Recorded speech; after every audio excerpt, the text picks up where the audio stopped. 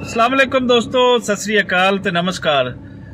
इस वेले असी मौजूद हाँ सियालकोट लाहौर मोटरवे ते साढ़े नाल हैं इस टाइम मां जी रंजीत कौर जिहड़े यूके तो आए हैं और ये जंपल इन जलंधर दा ते पिछे बैठे हैं बाजी जसविंदर सिंह जी ते जसविंदर सिंह यूके बारन लेकिन डेफिनेटली चढ़ते पंजाब तो इन्हों दी एक रूट्स इन उत्थों का एक तलक है तो असी डिस्कस कर रहे सी क्योंकि अजकल पाकिस्तान दे विच खास मुद्दा जो डिस्कस हो रहा है वो पाकिस्तान की फतूआत दा है। मतलब पाकिस्तान क्रिकेट दे विच जिहड़ी उन्हां दी विनिंग दी सीरीज़ है वो विन की जा रही है।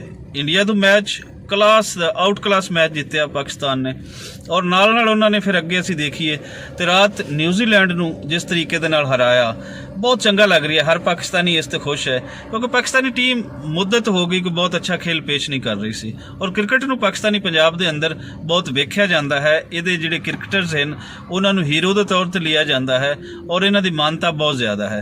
सो पाकिस्तान का कौमी खेल दसते जाइए कि भावें क्रिकेट नहीं है लेकिन क्रिकेट दे नाल बच्चा बच्चा जुड़िया होया है।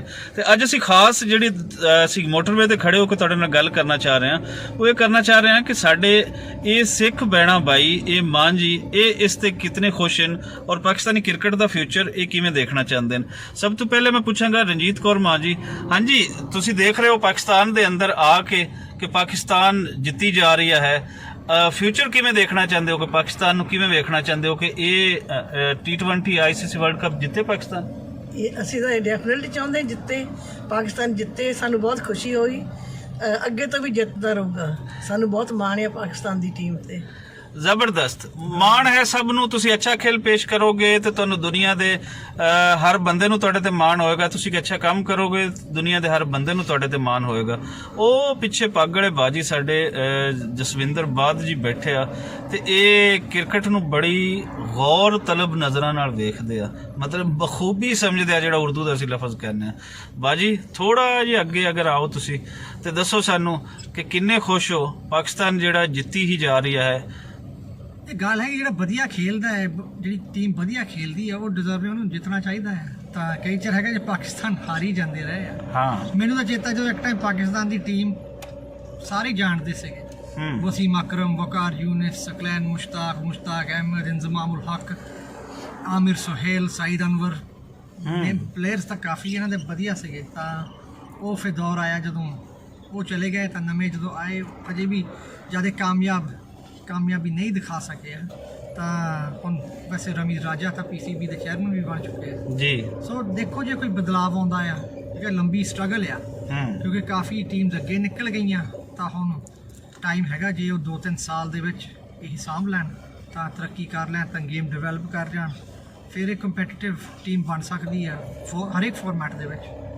ਅੱਛਾ ਇੰਡੀਆ ਦੇ ਵਿੱਚ ਬੈਠਾ ਬੰਦਾ ਹਾਂਜੀ ਉਹ ਪਾਕਿਸਤਾਨ ਕ੍ਰਿਕਟ ਟੀਮ ਬਾਰੇ ਔਰ ਜਿਹੜੇ ਚੂੰਕਿ ਤੁਹਾਡਾ ਬਹੁਤ ਜ਼ਿਆਦਾ ਉਹਨਾਂ ਨਾਲ ਕਲੋਜ਼ ਕੰਟੈਕਟ ਹੈ, ਇੱਥੋਂ ਦੇ ਹੀ ਤੁਹਾਡੇ ਵੱਡੇ ਜੰਪਲ ਹਨ ਔਰ ਡੈਫੀਨਿਟਲੀ ਤੁਸੀਂ ਆਉਂਦੇ ਵੀ ਰਹਿੰਦੇ ਹੋ, ਉਹ ਪਾਕਿਸਤਾਨੀ ਕ੍ਰਿਕਟ ਟੀਮ ਨੂੰ ਬਹੁਤ ਅੱਛੀ ਟੀਮ ਵੇਖਦਾ ਹੈ ਜਾਂ ਕਿ ਨਹੀਂ ਵੇਖਦਾ, ਇੱਕ ਆਮ ਟੀਮ ਦੇ ਤੌਰ ਤੇ ਲੈਂਦਾ ਹੈ ਔਰ ਫਿਊਚਰ ਦੇ ਪਾਕਿਸਤਾਨੀ ਕ੍ਰਿਕਟ ਟੀਮ ਤੇ ਹੱਸਦਾ ਵਾ ਜਾਂ ਉਹਨੂੰ ਪਾਕਿਸਤਾਨੀ ਕ੍ਰਿਕਟ ਟੀਮ ਤੋਂ ਖਤਰਾ ਹੁੰਦਾ?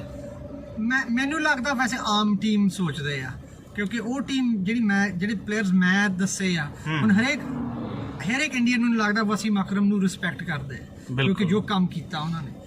ਤਾਂ ਪਲੇਅਰ ਇਸ ਤਰ੍ਹਾਂ ਦੇ ਹੁਣ ਕਿਉਂਕਿ ਪਾਕਿਸਤਾਨ ਵਿੱਚ ਆਏ ਨਹੀਂ ਤਾਂ ਜੇ ਇਸ ਤਰ੍ਹਾਂ ਦੇ ਪਲੇਅਰ ਜਿਹੜਾ ਬਾਬਰ ਆਜ਼ਮ ਆ ਜਿਹੜਾ ਇੰਟਰਨੈਸ਼ਨਲ ਵਰਲਡ ਕਲਾਸ ਪਲੇਅਰ ਅਸੀਂ ਕਹਿ ਸਕਦੇ ਜਿੱਦਾਂ ਸ਼ਾਹੀਨ ਅਫਰੀਦੀ ਸ਼ਾਇਦ ਜੀ ਜੀ, ਤਾਂ ਉਸ ਤੋਂ ਇਲਾਵਾ ਕੋਈ ਇੰਟਰਨੈਸ਼ਨਲ ਲੈਵਲ ਦੇ ਦਿਸਦੇ ਨਹੀਂ। ਸੋ ਪਲੇਅਰਸ ਡਿਵੈਲਪ ਕਰਨ ਦੀ ਲੋੜ ਆ ਪਰ ਜ਼ਿਆਦਾਤਰ ਜਿੱਥੇ ਮੈਨੂੰ ਲੱਗਦਾ ਕੰਮ ਖਰਾਬ ਹੁੰਦਾ ਜਿਹੜੇ ਡ੍ਰੌਪ ਪਲੇਅਰਸ ਕਰ ਦਿੰਦੇ ਤਾਂ ਰੱਖਣੇ ਤਾਂ ਫਿਰ ਰੀਸਲੈਕਟ ਕਰਨੇ ਵਾਪਸ ਆਉਣੇ, ਉੱਥੇ ਇਨਸਿਕਿਉਰਿਟੀ ਹੋ ਜਾਂਦੀ। ਆਸਟ੍ਰੇਲੀਆ ਦਾ ਸਭ ਤੋਂ ਬੈਸਟ ਸਿਸਟਮ ਸੀਗਾ, ਉਹ ਦੱਸ ਦਿੰਦੇ ਸੀ ਤੁਹਾਨੂੰ 10-15 ਮੈਚ ਦੇਣੇ, ਕੋਈ ਪ੍ਰੈਸ਼ਰ ਨਹੀਂ, ਤੁਸੀਂ ਖੇਲੋ ਜਾ ਕੇ।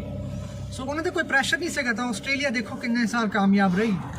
ਤਾਂ ਇਸ ਤਰ੍ਹਾਂ ਦੇ ਸਿਸਟਮ ਦੀ ਲੋੜ ਆ। ਵੈਸੇ ਇੰਡੀਆ ਦੇ ਵਿੱਚ ਕਿਉਂਕਿ ਮੈਚ ਜਦੋਂ ਇੰਡੀਆ ਪਾਕਿਸਤਾਨ ਨਾਲ ਮੈਚ ਹੁੰਦਾ ਉਸ ਦਿਨ ਤਾਂ ਸੋਚਣੇ ਹੁੰਦਾ ਆਪਣੀ ਲੋਇਲਟੀ ਜੋ ਹੁੰਦੀ ਜੋ ਆਪਣੀ ਕੰਟਰੀ ਤੇ ਉਹ ਤਾਂ ਵੈਸੇ ਹੁੰਦਾ ਜੀ, ਉਹ ਤਾਂ ਸਾਰੀ ਕੰਟਰੀ ਤੇ ਹੁੰਦਾ ਜੀ ਹਰ ਬੰਦੇ ਦੀ ਉਹ ਤੇ ਬਾਅਦ ਵਿੱਚ ਜੇ ਦੇਖਿਆ ਜਾਵੇ ਇੰਡੀਆ ਦੇ ਵਿੱਚ ਵੀ ਕਾਫੀ ਪਾਕਿਸਤਾਨ ਸਪੋਰਟਰਸ ਹੈਗੇ ਜਿਹੜੇ ਚਾਹੁੰਦੇ ਕਿ ਵਧੀਆ ਕਰਨ। ਤਾਂ ਇੱਥੇ ਵੀ ਪਾਕਿਸਤਾਨੀ ਵੀ ਮੇਰੇ ਦੋਸਤ ਹੈਗੇ ਜਿਹੜੇ ਵਿਰਾਟ ਕੋਹਲੀ ਨੂੰ ਦੇਖਦੇ ਆ ਤਾਂ ਹੋਰ ਖਿਡਾਰੀਆਂ ਨੂੰ ਦੇਖਦੇ ਹਾਂ ਮੇਰੇ ਫੇਵਰਿਟ ਅਗਰ ਮੈਂ ਬੈਟਸਮੈਨ ਕਵਾਂ ਤੇ ਮੇਰੇ ਉਹ ਵਿਰਾਟ ਕੋਹਲੀ ਹੈ। ਸੋ ਆਹ ਗੱਲ ਤਾਂ ਨਹੀਂ ਆ ਥੋੜੇ ਕਈ ਹੁੰਦੇ ਜਜ਼ਬਾਤੀ ਪਰ ਸਾਨੂੰ ਖੇਡ ਦੇ ਵਿੱਚ ਬਿਲਕੁਲ ਹਾਂਜੀ। ਸੌਰੀ ਤੁਹਾਡੀ ਗੱਲ ਕੱਟੀ ਜਾ ਰਹੀ, ਸਾਨੂੰ ਖੇਡ ਦੇ ਵਿੱਚ ਖੇਡ ਲੱਭਣੀ ਚਾਹੀਦੀ ਹੈ, ਖੂਬਸੂਰਤੀ ਲੱਭਣੀ ਚਾਹੀਦੀ ਹੈ, ਕਿਹੜਾ ਅੱਛਾ ਬੈਟਸਮੈਨ ਹੈ, ਕਿਹੜਾ ਅੱਛਾ ਬੌਲਰ ਸਹੀ ਗੱਲ ਹੈ, ਆ। ਔਰ ਸਾਨੂੰ ਉਸ ਦੀ ਗੱਲ ਕਰਨੀ ਚਾਹੀਦੀ ਹੈ, ਉਸ ਨੂੰ ਹਾਂਜੀ। ਸਪੋਰਟ ਕਰਨਾ ਹੁਣ ਚਾਹੀਦਾ। ਜਦੋਂ ਤਾਂ ਮੈਂ ਇੱਥੇ ਆਇਆ ਮੈਨੂੰ ਜਦੋਂ ਕੱਲ ਅਸੀਂ ARY ਸਟੂਡੀਓਜ਼ ਦੇ ਵਿੱਚ ਹੀ ਹੁਸ਼ਿਆਰੀਆ ਦੀ ਰਿਕਾਰਡਿੰਗ ਹੋ ਰਹੀ ਸੀਗੀ, ਮੇਰੇ ਨਾਲ ਦੋ ਕੁੜੀਆਂ ਬੈਠੀਆਂ ਸੀਗੀਆਂ, ਮੈਂ ਸੋਚਿਆ ਮੈਨੂੰ ਦੇਖੀ ਜਾਂਦੀਆਂ, ਉਹਨਾਂ ਨੂੰ ਮੈਚ ਦਾ ਧਿਆਨ ਜ਼ਿਆਦਾ ਸੀਗਾ ਫੋਨ ਤੇ ਤਾਂ ਉਹ ਹੋਸਟ ਨੂੰ ਵੀ ਵੈਸੇ ਮੈਚ ਦਾ ਹੀ ਸੀਗਾ, ਜਦੋਂ ਮੈਨੂੰ ਲੱਗਦਾ ਇੱਕ ਵਿਕਟ ਗਿਰੀ ਸੀਗੀ ਦੇਖਿਆ ਜਾਂਦਾ ਉਹਨੇ ਵੀ ਕੁਝ ਕਿਹਾ ਤਾਂ ਜਿਹੜੇ ਪੈਨਲ ਦੇ ਵਿੱਚ ਕਮੇਡੀਅਨ ਸੀਗੇ ਉਹ ਵੀ ਗੱਲ ਕਰਦੇ ਸੀਗੇ। ਸ਼ੁਕਰੀਆ ਸਰਦਾਰ ਜੀ। ਤੇ ਫਿਰ ਪਾਕਿਸਤਾਨੀ ਟੀਮ ਦੀਆਂ ਜਿਹੜੀਆਂ ਇਹ ਜਿੱਤਾਂ ਹੈ, ਜਿਹੜੀ ਜਿੱਤੀ ਆ ਉਹਦੇ ਤੇ ਇੱਕ ਛੋਟਾ ਜਿਹਾ ਤੇ ਬੜ ਕੇ ਵੱਡਾ ਜਿਹਾ ਇੱਕ ਨਾਰਾ ਹੋ ਜਾਵੇ ਕਿ ਪਾਕਿਸਤਾਨ ਕ੍ਰਿਕਟ ਟੀਮ ਜ਼ਿੰਦਾਬਾਦ, ਪਾਕਿਸਤਾਨ ਕ੍ਰਿਕਟ ਟੀਮ ਜ਼ਿੰਦਾਬਾਦ।